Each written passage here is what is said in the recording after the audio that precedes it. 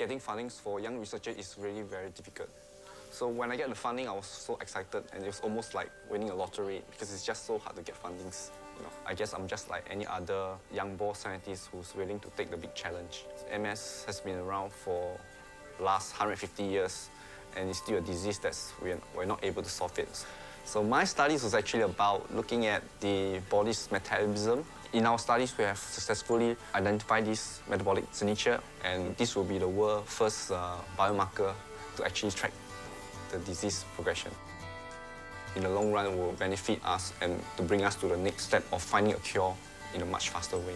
Over the last 10 years, there's an enormous and incredible job done by MS Research Australia. So I guess there's a need for more fundings for young researchers like us. And I guess the future for MS Research Australia is going to be bright. Without them, I don't think that this biomarker discovery can even happen. Welcome to MS Research Australia's first ever live update. I'm Dr Hamish Campbell, and I'll be your host as we stream right around Australia and even right around the world.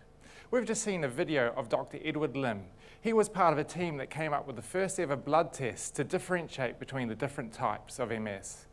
And that's exactly what today is about. It's about taking the science, the scientists out of the lab and directly to you. Now, you're an important part of the conversation, so make sure you join us on social media by using the hashtag RealMSResearch. Now, this conversation couldn't be made possible without the help and support of the staff and students at the International Screen Academy. So thank you to them, and a special thank you to Martin Harper for making this happen. So let's talk about today. We have 4 great speakers. First up, we've got Dr Lisa Melton, the Head of Research at MS Research Australia. Then we have Associate Professor David Darby, who's going to be talking to us about cognition in MS. We're then going to have a short break, and after the break, we've got Dr Sheila Donnelly, who's going to talk to us about parasitic worms and MS. And then finally, we have Dr Riccardo Siccardi, who's going to be talking to us about hematopoietic stem cell therapy. And I'm going to be asking him the question, can stem cells reboot the immune system? But first of all, I'm joined by Dr Lisa Melton. Welcome, Lisa. Thanks, Hamish. So you're the head of research at MS Research Australia. How does MS Research Australia fund and facilitate research? So we fund research through a number of different mechanisms and support researchers directly. So we fund grants through a competitive process to make sure that we're funding the strongest research with the best chance of having an impact for people with MS. But we also fund what we call our national collaborative platforms. So these are groups of researchers from all around Australia who are working together on a common theme of MS research. So for example, the genetics of MS, we're funding a clinical trial into whether vitamin D supplementation and at what dose can prevent or delay a diagnosis of MS in people at high risk. And we also work with other disease organisations, so other immunological disease organisations, to try and get researchers working together across disease fields and learn from other diseases to see how we can better treat MS, as well as contributing to their research as well. And in particular, we work internationally. So one of the biggest commitments we've made in recent years is to the International Progressive MS Alliance, which is a collaboration of MS organisations from around the world. They've brought together all the scientific expertise, they've brought together industry, and they're even working with regulators as well to try and accelerate solutions for people with progressive forms of MS. So yeah, there's many different ways that we work together to get researchers and scientists and clinicians working on MS. And of course, one way you help facilitate research is by hosting the Progress in MS conference, which happens every 2 years, and we've just had it in Sydney the last couple of days. What were the highlights from that conference? The highlight for me of our Progress in MS research conference is always seeing all those different researchers from different fields come together. You have laboratory discovery scientists, you have neurologists, nurses and allied health professionals all come together in the same room, they hear each other speak, and added to that is the energy of international experts who come and share their knowledge and their expertise. It's always a very friendly and collaborative meeting, and you can just walking around the room at morning tea, you can see new ideas and new collaborations popping out all over the place. So it's a really exciting atmosphere. Oh, excellent. And so recently, MS Research Australia carried out a survey to find the top priorities for research in Australia. And one of those top priorities was cure and repair. Was that discussed at all at the conference? Absolutely was. Myelin damage, myelin repair is a really big focus internationally. And here in Australia, we've actually got some really excellent young researchers, some of the top researchers in the world, looking at how we can restore damaged myelin. So in MS, the immune system attacks the myelin sheath, which protects and surrounds the nerve fibres in the brain, spinal cord, and optic nerve. And so in between each attack and the immune system attacks the myelin, there is a certain amount of repair that happens. But over time and under repeated attacks, that repair process, that's a natural repair process in the brain, begins to fail. And that's what we really need to do to actually reverse the symptoms of MS, to reverse the disability, is to restore that myelin and protect the nerves that are running underneath that myelin. So at the conference we heard from two of our great up-and-coming young scientists about the work that they're doing in this area. So Kylie Cullen from the Menzies Institute in Tasmania, she's looking at a really novel technique using transcranial magnetic stimulation. So using a small electric field to stimulate the nerves in the brain. And what she's been able to show is that sort of very gentle, non-invasive stimulation can stimulate the nerves, and that in turn stimulates the myelin-producing cells to increase in number, but also to increase the quality of the myelin that's forming around the nerve fibres. So far, she's been doing this in the laboratory, in a laboratory model of MS, so it's at its very early stages. But it's looking really promising and really exciting. And we know that this type of therapy, transcranial magnetic stimulation, is used in other disease fields. It's used in depression and other areas. So it's a technique that's common, and we just really need to show that that's actually working in human beings as well in terms of myelin repair.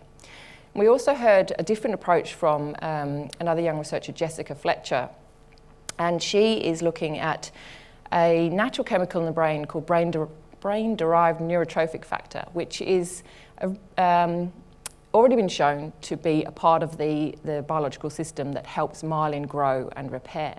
But it's not a very good drug. It's a really big molecule. It breaks down easily. You couldn't deliver it as a drug to somebody. So what they've done is develop a sort of synthetic version, a smaller molecule version of this brain protein.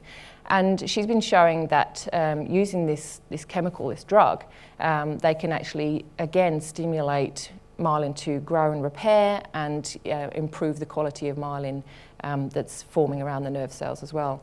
So both of these methods are still in the really early stages in the laboratory, but we know that both these teams are working really hard to push that forward as fast as they can into clinical trials for people with MS. Right.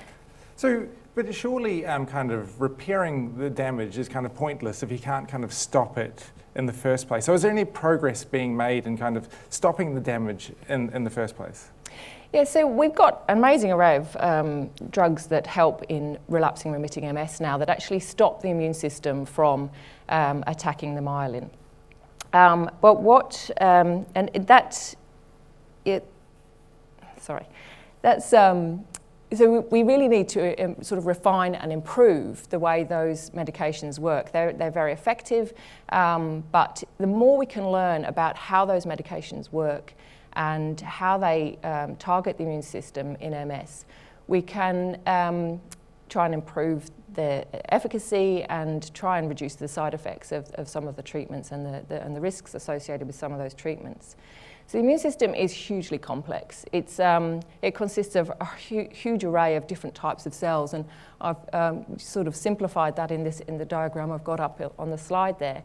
We've got immune cells in the bloodstream that circulate around the whole body that are there to respond against pathogens, things that infect us, and to deal with damage in the body. They include B cells and T cells and other types of cells called monocytes and cool sounding ones like natural killer cells.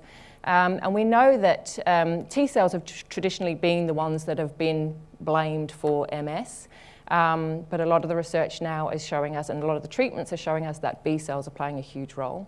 But also on the inside of the brain, you've got types of immune cells as well, that particularly the microglial cells, that they play a support role when all is good in the brain, but they also are part of the immune system, and their role, particularly in progressive MS, is becoming more clear over the last few years.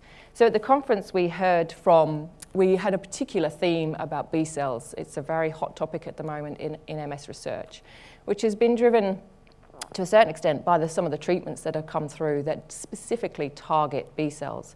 So one of the newer ones that we're hoping that will be available in Australia very soon is ocrelizumab, and that's a specific treatment that targets just the B cells in the body.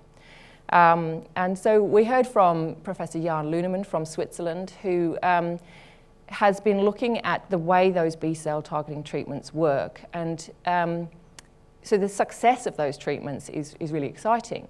But it's actually an ongoing experiment. So looking at the immune system and studying the immune system of people who are being treated with these B cell therapies helps us to sort of pull apart what's happening and will ultimately help us to refine those treatments. And Stuart Tangi from the Garvan Institute here in Sydney, he's actually been using really rare genetic diseases of B cells to sort of pull apart the mechanisms that make B cells work, that make the immune system tick. And from that, we're learning more about what's going on in the immune system in MS as well. So it was really interesting to see that. But another thing that some of our young researchers are looking at here in Australia is the way the environmental risk factors that contribute to the development of MS, how they interact with the immune system.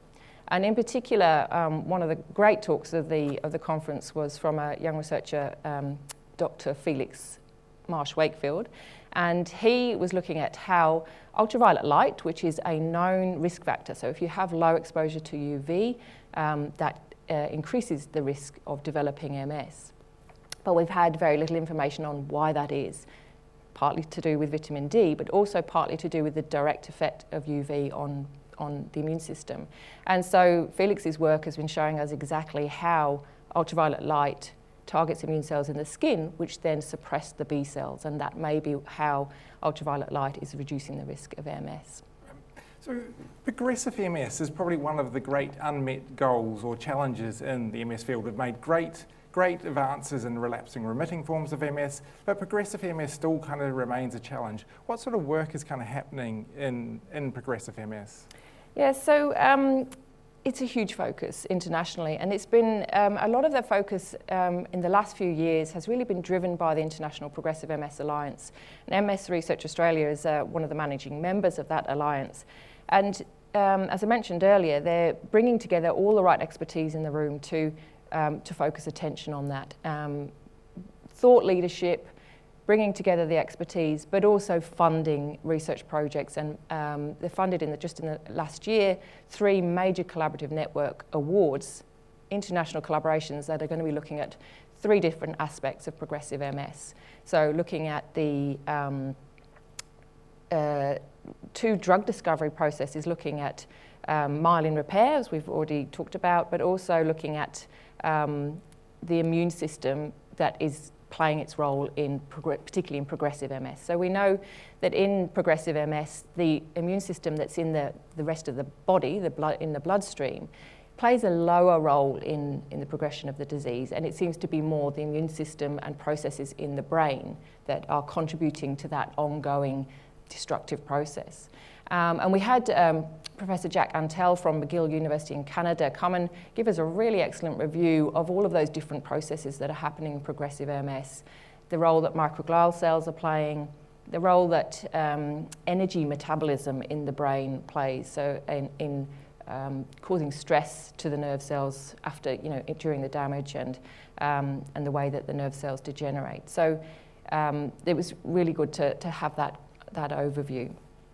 But we also heard about how researchers such as Thomas Kalinchik from University of Melbourne have been looking at the treatments. Again, ongoing treatment can teach us about the disease and help us to refine the treatment. So Thomas Kalinchik has been using the international MS-based database to try and, which carries the data of about 50,000 people with MS from around the world. And he's been using amazing statistical techniques to analyse that data and look at the treatment outcomes of all these people with MS.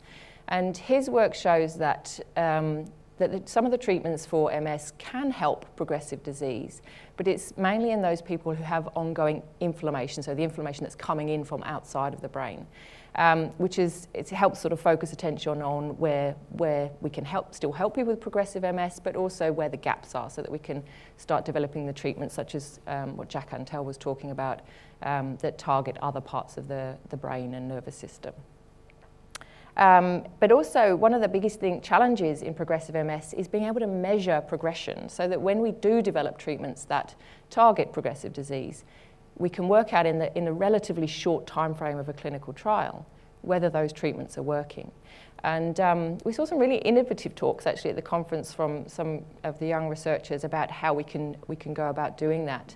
And one that was particularly interesting was Gustavo Knopf's, who was looking at speech in MS, and we know that speech is one of the things that are affected in progressive MS, and something that needs to be targeted in terms of treatment. But Gustavo was using a very easy, quick technique to measure the variability in a person's voice.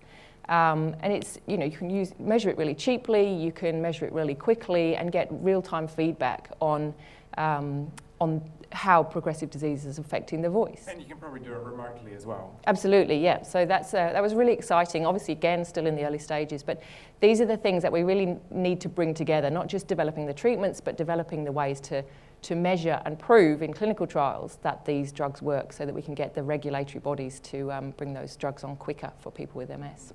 So often we get asked questions, and we've had a lot of questions from the audience today about modifiable lifestyle factors. So people often get diagnosed with MS and they look for kind of factors in their lifestyle which they can hopefully change to kind of increase their chances of a better outcome. Was anything like lifestyle factors, maybe diet, discussed at the conference? Yes, it was.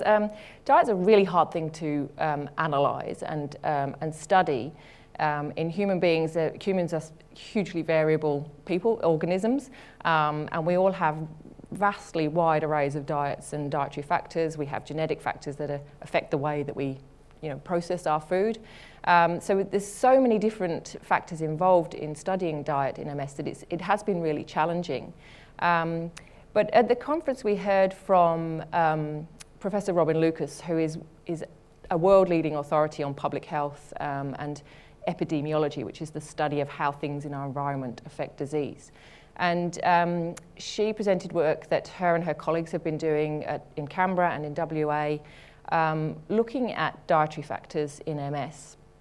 And one of the things that they had done was to use one of the scales of measuring diet, which is called the inflammatory index. So you can grade different foods according to whether they are pro-inflammatory, contribute to inflammation, or whether they calm inflammation down. And so, each individual component of the diet on its own is not very helpful, but pooling together, surveying people on what they've eaten, and then getting an overall scale or grade of the inflammatory index of the foods can help you to sort of narrow down what's happening. And they discovered, and they were looking specifically at the onset of MS, not the progression of MS, but what increases the risk of developing MS in the first place. And they found that particularly for women, a higher inflammatory index in their diet was associated with a higher risk of developing MS. And that seemed to be particularly for women. And in another study, they looked at antioxidants. So antioxidants are foods that help sort of mop up some of the damage that's done by inflammation in the body. And they looked at the sort of antioxidant properties of the whole range of a person's diet as well. And a few different specific antioxidant components of diet, such as vitamin C and vitamin E, and a few other vegetable-derived antioxidants. And again, they found that for women, things like beta-carotene were protective, again for the onset of MS, not for the progression of MS. But in men, beta-carotene didn't seem to have any protective effect. So there's some really interesting sort of clues there as to what's going on, but and some of the interesting clues about why MS is predominantly affecting women rather than men, but still very early stages. And what they really are keen to do is take those ideas forward into clinical trials, because they didn't look at supplementation in their study, and they didn't look at whether those dietary factors change the progression of the disease. So the only way to really get a handle on that is to do some prospective clinical trials, looking forward, changing person's diet in a very controlled way, and then seeing how that changes the course of the disease. So that will be something exciting to look forward to in the future. We know that our sister organisation over in the United States, the National MS Society of the USA, they have recently funded a clinical trial into some of the specific diets that are recommended, widely recommended by the community for people with MS. But to date, we really haven't got the evidence as to whether they make a difference. So that's the Valls diet, the Terry Valls diet, and the Swank diet. So they're funding a clinical trial to specifically look at the effect of those two diets on fatigue in MS. So we'll have to wait a couple of years for the results of that, but that will be a really interesting thing to look forward to as well. So there's obviously been a lot of the conference, a lot jammed into 2 days. So thank you very much for joining us. And for those of you at home, here's a taste of what the conference was like.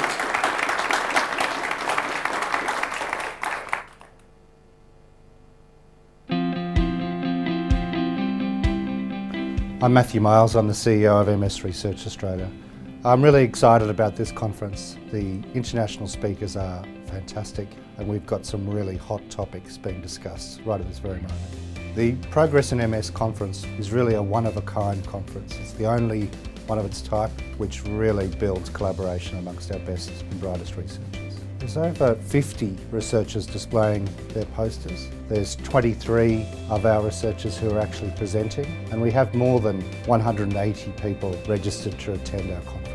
MS Research Australia not only funds research, we educate, we advocate, and we facilitate research. We've had 6 conferences since MS Research Australia was formed back in 2004. It's really been the hallmark of collaboration, so the conference is the one time when people and researchers can come together, talk about their work, and discuss how they can work better together.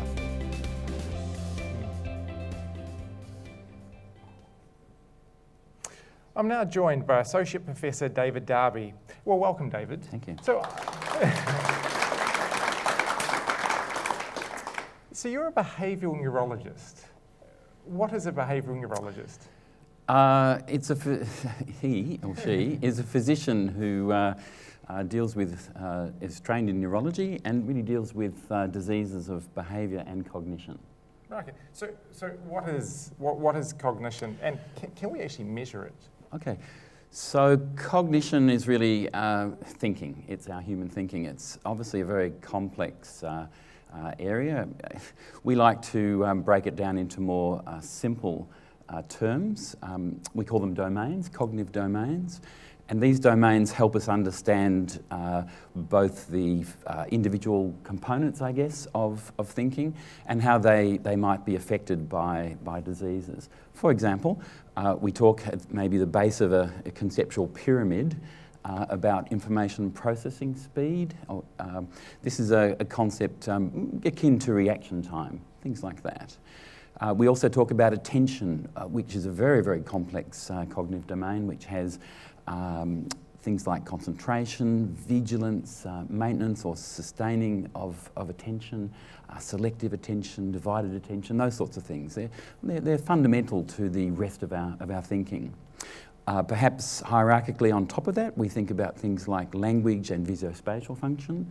We also then have memory on top of that, perhaps. And memory is obviously a critical thing in many diseases, including multiple sclerosis.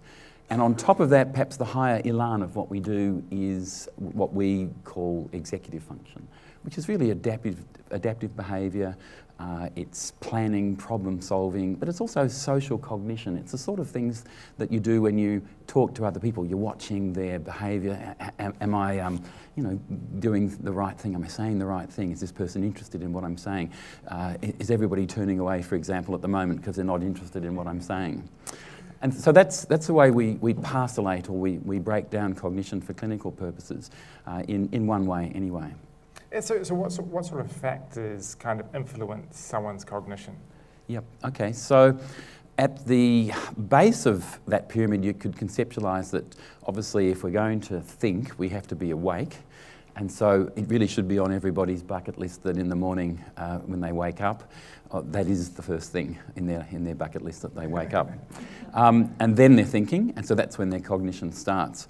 So if they're a bit tired or fatigued, then their cognition could be affected by that. If they're not looking forward to their day so much, then their motivation could be decreased as well. And when we try and test someone whose motivation is not normal, then we can often find that they do more poorly, for example. Same thing with mood. If their mood is down a bit, as often happens in many diseases, then they won't perform as well in terms of their everyday thinking, etc. If people are not exercising, exercise can certainly help to improve all of those things.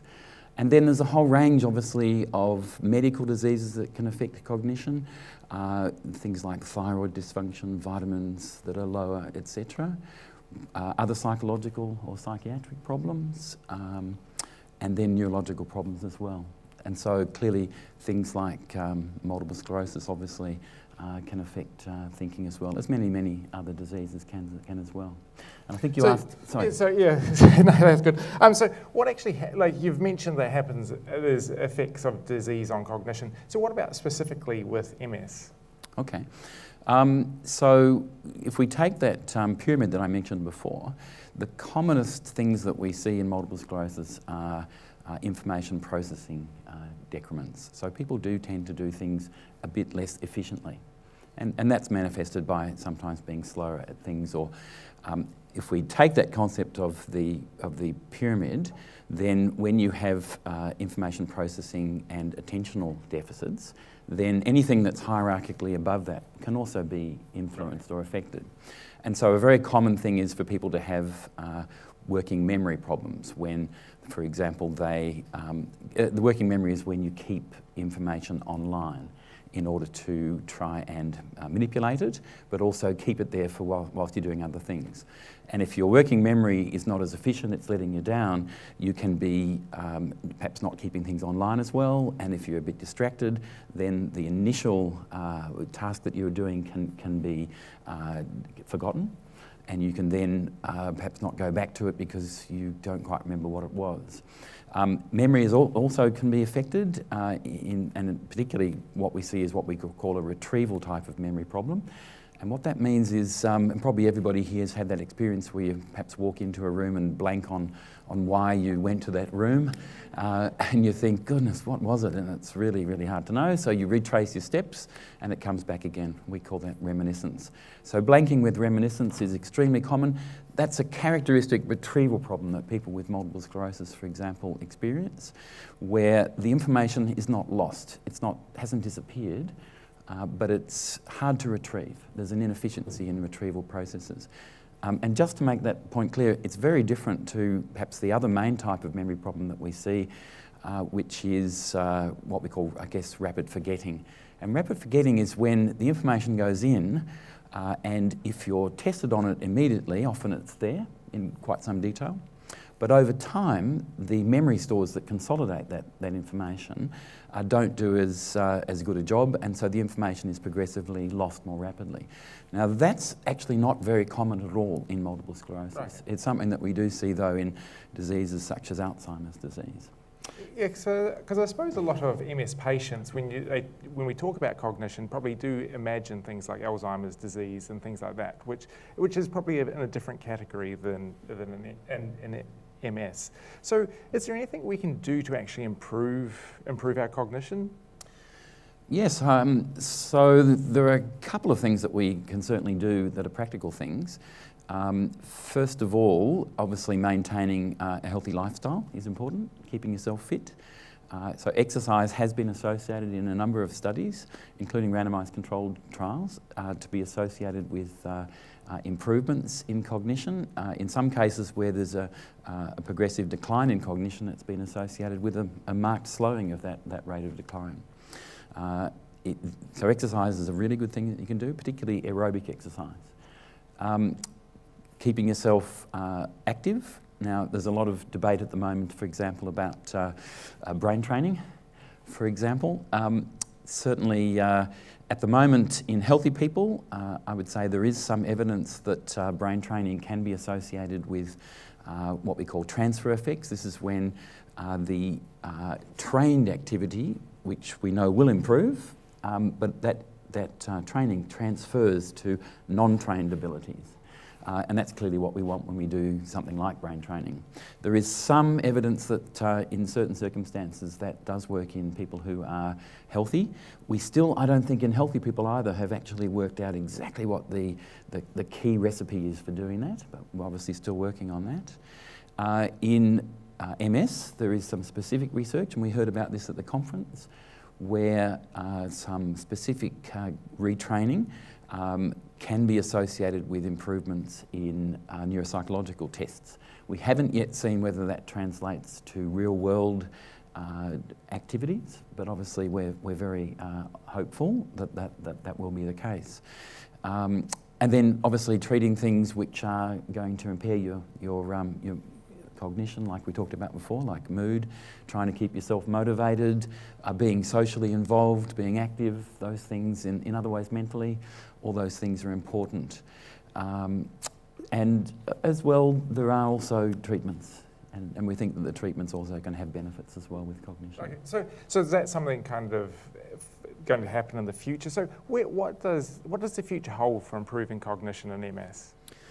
Yeah, so at the moment, it hasn't really been, I would have to say, a focus of many of the treatment trials which have been done.